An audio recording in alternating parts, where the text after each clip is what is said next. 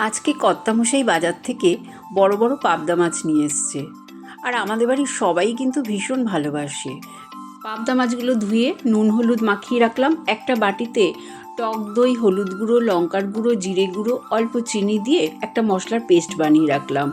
Gas on করে সর্ষের তেল গরম করে পাবদা মাছগুলো দুপিঠ লাল লাল করে ভেজে তুলে নিলাম।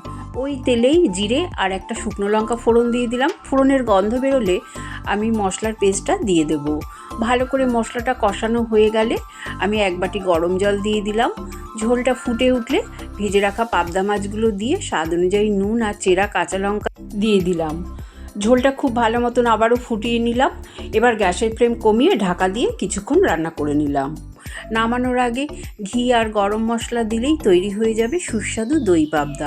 গরম ভাতের সাথে এই দই পাবদার রেসিপি থাকলে আর কিন্তু কিছুই লাগবে না।